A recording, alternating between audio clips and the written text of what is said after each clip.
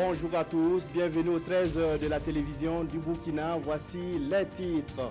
Un chef-d'œuvre architectural au cœur de la capitale burkinabé, l'échangeur du Nord, l'une des plus importantes infrastructures routières de la sous-région, est ouverte à la circulation depuis ce matin. Constitué d'un carrefour principal à 4 nœuds et de 10 ouvrages de franchissement, l'échangeur a été inauguré par le président du Faso après 36 mois de travaux et plus de 70 milliards de francs CFA d'investissement. Et puis, après un mois de marche, plusieurs centaines de migrants honduriens sont arrivés à la frontière des États-Unis. Côté américain, des milliers de soldats ont été déployés à la frontière avec le Mexique. Ils ont pour mission d'empêcher l'entrée de ces migrants sur le territoire américain. Le projet titanesque lancé en décembre 2015 a accouché d'un majestueux échangeur qui trône sur les barrages numéro 2 et numéro 1 de la ville de Ouagadougou.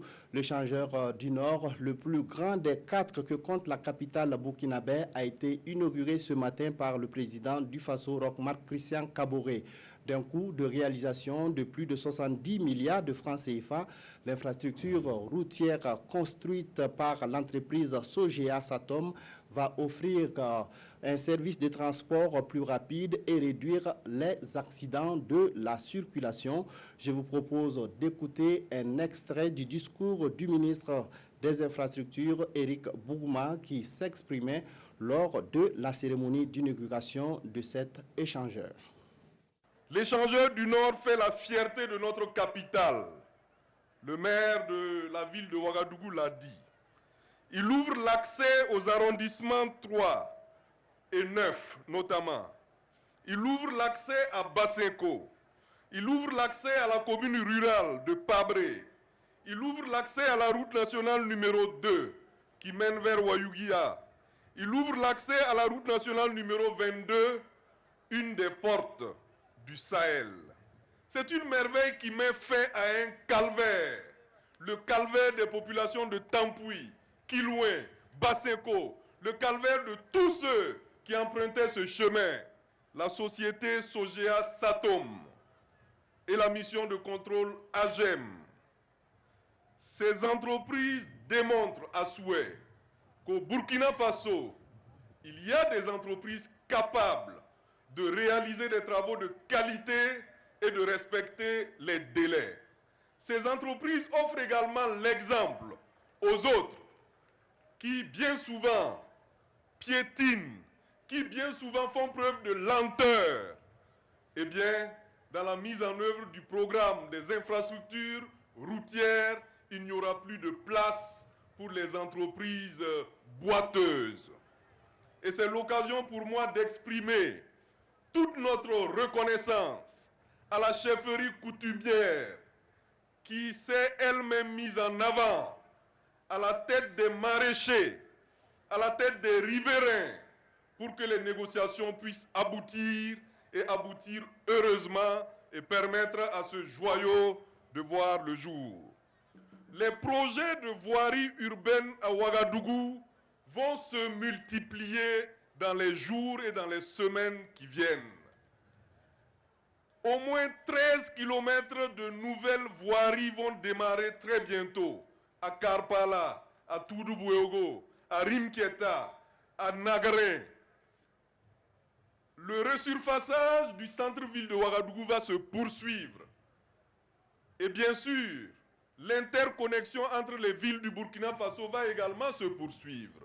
Car l'échangeur de Ouagadougou qui donne sur la route de Kongoussi, cette route sera bientôt entièrement rénovée pendant que le revêtement a déjà commencé sur l'axe Kongoussi-Djibo.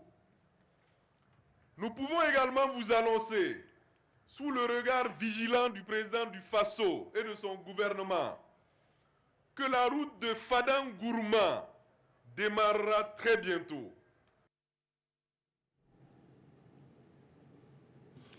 Voilà, cette cérémonie d'inauguration vient de s'achever dans la capitale burkinabé. Nous écouterons au cours de cette édition l'interview du président du Faso Rock, Marc Christian Kaboré, à l'occasion de l'inauguration de l'échangeur du Nord. Mais en attendant, tout le Burkina Faso est fier de cet échangeur qui donne fière allure à la capitale burkinabé. Mais peu de personnes ont eu l'opportunité de le voir de près. Il est constitué de plusieurs kilomètres de voiries et d'ouvrages de franchissement. Allons à la découverte de cet ouvrage avec Jean-Hugues Bayala, Lassina Siewatara et Abdelaziz Yagibou. Telle une géante trompette flambant neuve, l'infrastructure routière tant attendue des Ouagavillois trône désormais majestueusement en plein milieu des barrages numéro 1 et 2, à l'intersection entre l'avenue Tansoba et les routes nationales 2 et 22. Un ouvrage de référence pour la capitale burkinabé. Cet ouvrage est l'un des plus importants ouvrages que nous ayons construit au Burkina Faso. En Afrique de l'Ouest, en tout cas, c'est l'un des plus importants échangeurs. Rien que pour sa conception, 25 ingénieurs à majorité burkinabé ont dû mettre à profit 6 mois pour libérer leur génie créateur. Au départ, il y avait plusieurs variantes d'aménagement possibles. Nous en avons élaboré 9.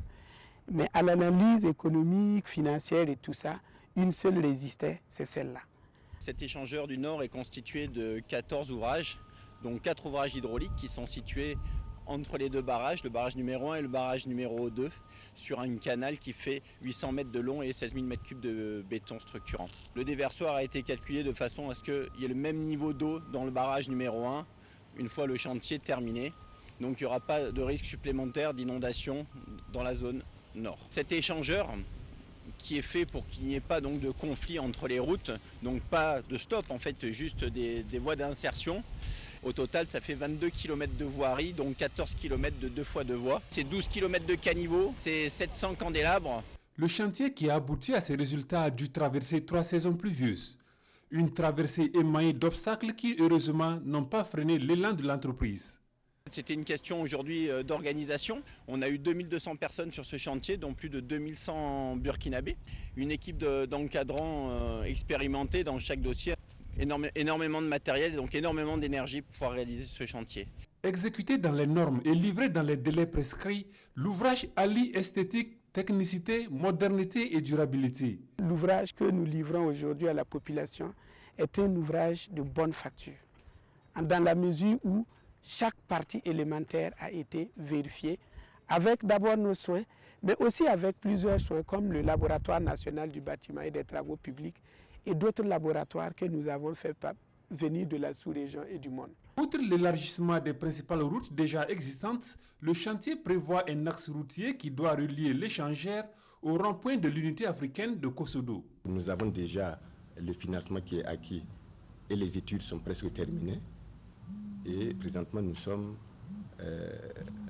au niveau de la passation des marchés pour le recrutement de l'entreprise devant faire effectivement les travaux. Le projet de l'échangeur du Nord, c'est aussi toute une harmonie architecturale. À l'image de ces routes qui permettent de circuler en toute aisance, il est prévu la réalisation de 2 fois 2 voies du rond-point de Tampuy jusqu'à la rocade qui va bientôt croiser la nationale menant à Waïguya. Nous allons prolonger les 2 fois 2 voies qui sortent de l'échangeur jusqu'au croisement du contournement, du nouveau contournement que nous venons de lancer.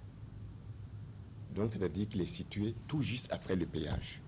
Et nous sommes en train aussi de commencer la passation des marchés pour réhabiliter la route RN, la route 22, Ouagadougou-Kongoussi. Le processus est déjà avancé et dans les jours à venir, nous allons commencer les travaux. Avec ces ouvrages qui viennent fluidifier le trafic urbain, c'est un bol d'air frais surtout pour les usagers. Les dommages subis, bientôt un mauvais souvenir. Les riverains caressent le secret espoir de voir leurs activités relancées de plus belle. Ouais, c'est surtout le matin, la circulation était dense dans ces côtés-là en tout cas. Je crois qu'avec l'échangeur, là, ça va soulager ceux de Tampuy et puis de Kiloé en tout cas. Bien sûr, ça fait vraiment un bout de temps, les clients ne passent plus, même pour venir prendre une pièce, c'est très compliqué. Vraiment, on est très contents. La fin des quelques travaux restants, tel le pavage, est annoncée pour fin décembre. Mieux pour plus d'esthétique et à la grande satisfaction des usagers et des riverains, Des réflexions seraient en cours en vue d'un embellissement des espaces vides, aussi bien à l'intérieur qu'à l'extérieur de l'échangeur. Déjà, on a commencé à planter des arbres, qu'il est question d'aménagement de parcs de plaisance, d'arbres et d'autres aménagements pour le bénéfice des populations. À un rayon de 2 km autour de l'échangeur, le projet a injecté 300 millions de francs CFA pour des œuvres socio-communautaires telles la rénovation d'écoles et de dispensaires. Les maraîchers tout autour qui craignaient de voir leurs activités s'estomper ont bénéficié de forages. Les travaux de la première session de l'année 2018 du Conseil national pour la promotion du genre, CONAP Genre, ont débuté ce matin à Ouagadougou.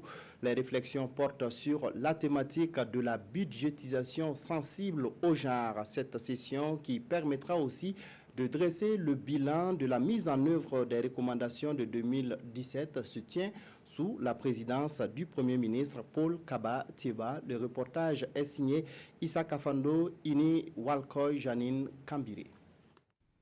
Le Burkina Faso s'est inscrit dans la dynamique du basculement vers la budgétisation sensible au genre au profit des ministères et institutions publiques. À cet effet, la session ordinaire annuelle 2018 du Conseil national pour la promotion du genre, CONAP Genre, lance la réflexion avec le secteur privé, la société civile, les partenaires techniques et financiers, les leaders coutumiers et religieux.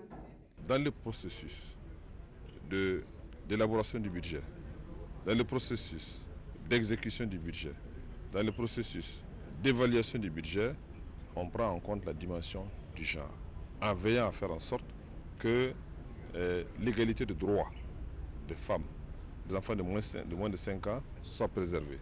La coopération allemande à travers la GIZ accompagne le Conseil depuis des années. Cette session ordinaire de l'année 2018 du CONAP Genre fait l'état de la mise en œuvre des recommandations de l'année 2017. Un bilan jugé satisfaisant. Il y a eu 2 recommandations majeures. Il s'agit du processus de relecture de la loi sur le quota genre et puis le suivi de l'intégration du genre dans l'élaboration des politiques sectorielles. Et j'avoue qu'on est vraiment très avancé. Je ne dirais pas qu'on a 100%, mais on tourne autour de 90% de taux d'exécution. Pour la relecture de la loi sur le quota genre, nous travaillons d'arrache-pied. Il faut rappeler que la politique nationale genre arrive à son terme en 2019. 10 ans de mise en œuvre dans l'amélioration des conditions de vie de toutes les catégories sociales. Il s'est agi de répondre de manière équitable à leurs besoins pratiques et à leurs intérêts stratégiques. Touché par les changements climatiques, à l'instar d'autres États du continent, le Burkina se prépare pour participer à la conférence des parties sur le changement climatique. La conférence COP24 se tiendra en Pologne en décembre prochain. Les échanges vont porter sur l'application de l'accord de Paris. Gérard Sommet, Pascal Canet. Le Burkina Faso se prépare pour défendre ses positions à Katowice en Pologne. La conférence des parties sur le changement climatique qui se tiendra du 2 au 14 décembre en Pologne fera le point de la mise en œuvre de l'accord de Paris signé en 2015. Cette session de formation des délégués permettra au ministère de l'Environnement de mettre tout le monde au même niveau d'information sur les enjeux de cette rencontre internationale. L'accord de Paris est entré en vigueur en 2016. Il a été adopté en 2015, il est entré en vigueur en 2016. Mais cet accord n'est pas encore opérationnel. Et justement, pour qu'il soit opérationnel, il va falloir que les parties à la Convention puissent adopter les règles, les procédures de mise en œuvre de cet accord. Donc la participation du Burkina Faso, comme celle des autres pays d'ailleurs, est de partir donc à Katowice et d'adopter ces accords, ces procédures qui vont permettre la mise en œuvre de l'accord de Paris. Au cours de cette session, il sera essentiellement question des paramètres de négociation à la conférence des parties sur le changement climatique. Cette rencontre permettra également à la délégation de maîtriser les concepts et de se familiariser afin de mieux défendre les positions burkinabées en Pologne. Vous le savez, l'actualité ce matin est marquée par l'inauguration de l'échangeur du Nord de Ouagadougou et comme annoncé dans les titres, cette infrastructure a été inaugurée par le président du Faso. Je vous propose actuellement d'écouter l'interview que le président du Faso, Roch-Marc Christian Kaboré, a donnée à l'occasion de l'inauguration du plus grand échangeur de la capitale burkinabé. Aujourd'hui, on doit se réjouir de la construction de cet échangeur qui va permettre effectivement d'assurer la fluidité de la circulation, aussi bien dans Ouaga, que de permettre aux gens aussi de sortir de la ville de Ouaga sur l'axe de Ouayouguia, sur l'axe de Kongoussi, etc. Donc c'est un enjeu majeur, ça rentre un peu dans le cadre de la modernité, je dirais, des infrastructures de transport dans les villes afin de permettre le désengorgement. Mais les perspectives, c'est qu'on va continuer ce type de travail. Vous savez très bien qu'il y a pas mal de routes qui sont engorgées de la même manière, comme Bassawarga, comme d'autres routes où il faut également réfléchir à faire des échangeurs qui permettent à chacun de pouvoir aller à sa destination sans que nous n'ayons, je dirais, des encombремents trop longs sur ces sites-là. Et également remercier la population parce que pendant 3 ans, il a fallu lutter entre les déviations et autres pour rentrer chez soi. Ça n'a pas dû être facile. Mais je crois que, comme vous l'avez vu ce matin, ils sont la population est tout à fait heureuse de cette ouverture qui va leur permettre désormais d'accéder chez eux avec beaucoup plus de facilité. Des propos recueillis par Amadou Ardo Diko. En culture, les rideaux sont tombés sur la 2e édition du Festival d'humour et du rire de Koudougou. L'objectif du groupe artistique des anciens de Koudougou, initiateur de ce festival, est de passer par le théâtre et l'humour pour sensibiliser les jeunes sur certains maux de la société comme l'incivisme ou le sida. Le point avec Kwale Nebié et Bouma Ernest Nebié. À cette 10e édition du Festérique, le rire est très contagieux. Et les acteurs, les voici. Des humoristes burkinabés, Souké et Siriki, la Jaguar et Ramatoulaye de la Côte d'Ivoire, qui est à sa 2e participation. Mais nous, on est dans l'avion là pendant 1 heure. C'est comme ça. Nous tous, on a commencé à prier, Seigneur, si tu as redressé cet avion, tout ce que je dois, je vais payer. Ceux même que j'ai tués, je vais arrêter. On est comme ça. Et puis, on entend un moment, le pilote là. Il dit, mais là, je veux excusez-moi, qui est assis derrière? Qu'on a tourné comme ça là. Il y avait une grosse femme qui était assise derrière. Donc, c'est à cause d'elle, l'avion était comme ça.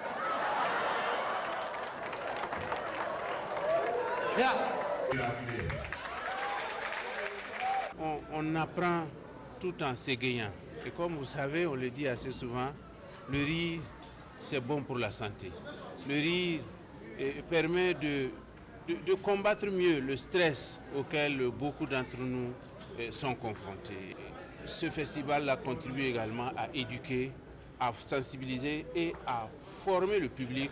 Un autre invité de marque à ce festival, Gou, le célèbre comédien de la série ivoirienne Ma Famille, qui participe pour la première fois. John est parti dans le puits. Le puits est tellement profond. J'ai dit, quand on lance un caillou dedans là, tu quittes ici, tu vas à Ouaga, tu reviens avant d'entendre le caillou tomber dans le puits. Ah, voilà. C'est ça que je n'aime pas ce là. C'est ça là, je n'aime pas ce. C'est-à-dire quand on vous parle, vous ne croyez jamais. Durant 3 jours, le festival a tenu en haleine et dans l'allégresse la population de Koudougou et pour ses initiateurs, c'est un pari gagné. Je peux déjà dire que le bilan est satisfaisant parce que du moment qu'on l'a pu tenir même jusqu'à 10 ans, on peut dire que c'est bien. Il y a des festivals qui naissent aujourd'hui et ils meurent demain. Rendez-vous en 2019 pour la 11e édition du Festival d'humour et de rire de Koudougou. Une 11e édition à laquelle les organisateurs comptent apporter de nombreuses innovations afin de semer plus de joie dans le cœur des populations de Koudougou. Les projecteurs se sont au contraire allumés sur les bords de la lagune Ébrié sur la 7e édition du Festival international du film des lacs et lagunes, initié par la comédienne ivoirienne Naki Si Sanané. L'objectif de ce festival est de redonner au public l'envie et l'opportunité de redécouvrir les œuvres cinématographiques dans des salles de ciné. En plus des projections de films, des ateliers et masterclass ont été organisés. Césaire Carrefour, Godefroy Bazi. Le Festival international du film des lacs et lagunes, Festilag, s'est joué en 2 actes mardi 13 novembre. Le matin, rendez-vous à Port-Boué pour un atelier de formation des jeunes réalisateurs ivoiriens en écriture cinématographique. Et le soir, cérémonie d'ouverture à Trècheville où l'égérie du Festilag, une professionnelle du maquillage cinématographique, a fait sensation. Le Festilag était bien lancé et sa tenue saluée par les personnalités présentes. Une occasion pour nous de dire merci à Nakissi d'être dans notre commune et que nous sommes très fiers de ces actes. Une femme qui lutte beaucoup pour les droits à l'épanouissement de la femme et aussi pour la liberté de la femme, la liberté d'expression dans le travail et aussi le bien-être dans la famille avec elle-même. Donc c'est un combat que j'aime beaucoup, que j'applaudis. Parce que dans nos sociétés, c'est vrai que nos femmes n'ont pas trop de liberté, ils n'ont pas trop le droit à la parole et plein de choses. Donc je suis très contente de voir qu'il y a une minorité qui se lève pour se battre pour toutes ces femmes-là en Afrique. Et voilà, c'est très louable. C'est pour ça que je trouve que c'était obligé de venir. À 4 mois du FESPACO et l'initiatrice du festival d'Abidjan multiplie les métaphores pour évoquer le festival de Ouagadougou. Chaque année, le Burkina est présent ici. Parce que le festival, quand même, c'est l'un des petits-fils du FESPACO. Nous sommes nés, nous avons vu le FESPACO. Et le FESPACO, aujourd'hui, a 50 ans. Donc, lui aussi, il commence à avoir des enfants. Parce que le rêve de toute femme, c'est d'avoir des enfants pour continuer la lignée. Cela n'empêche pas à la mère d'exister. Au contraire, elle sera heureuse d'avoir d'autres enfants qui progressent. Il reste que le Festilag a besoin d'être plus soutenu par les cinéastes ivoiriens, dont la plupart ont brillé par leur absence au grand rond-point de Trècheville. Après plusieurs semaines de marche, des centaines de migrants partis du Honduras sont aux portes du pays de l'oncle Sam. Mais traverser la frontière reste le plus dur à faire. Les États-Unis ont construit un mur et comptent déployer des milliers de soldats pour repousser les migrants. De l'autre côté de la barrière, leur rêve américain. Ils sont désormais plusieurs centaines de migrants centra-américains à être arrivés à Tijuana, une ville mexicaine qui jouxte San Diego en Californie. Pour la plupart, ce sont des Honduriens partis de leur pays il y a 1 mois et ils se refusent à croire que le voyage s'arrêtera là. D'une manière ou d'une autre, ils espèrent passer la frontière. Donald Trump a envoyé ses Marines le long de la frontière, mais ça ne fait rien. Ce mur a beau être grand, tout comme pour les murailles de Jéricho, si Dieu est avec nous et nous lui faisons confiance, il nous aidera à surmonter cet obstacle.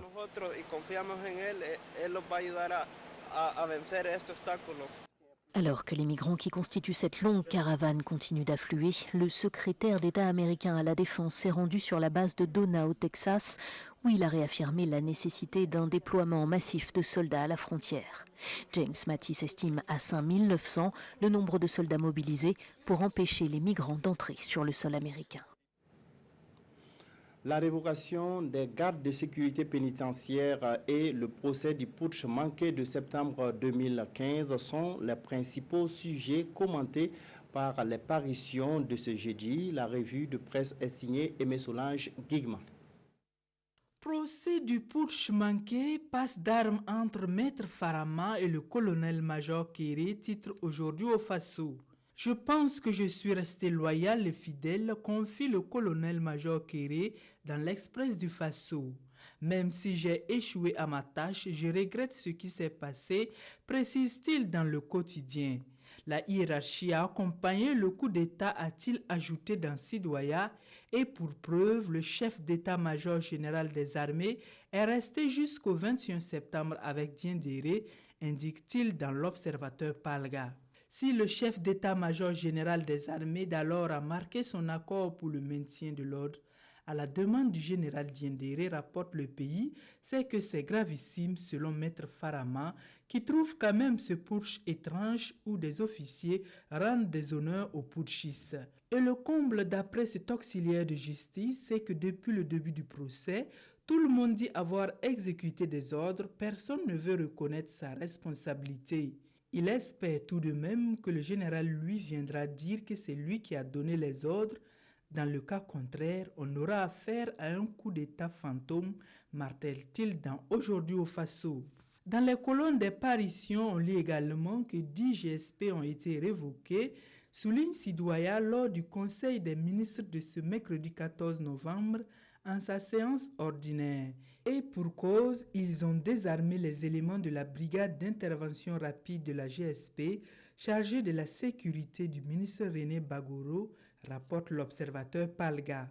Il s'agissait en fait, poursuit ce journal, d'obliger les éléments à respecter le mot d'ordre de grève illimité débuté depuis le 22 octobre 2018. À noter que le Conseil a également suspendu les activités du bureau du syndicat national des agents GSP, SINA-GSP, indique Aujourd'hui au Faso, qui signale en passant que le Maouloud est pour la nuit du 19 au 20 novembre prochain. Voilà qui met fin à cette édition. Merci de votre fidélité. Restez en compagnie de nos programmes.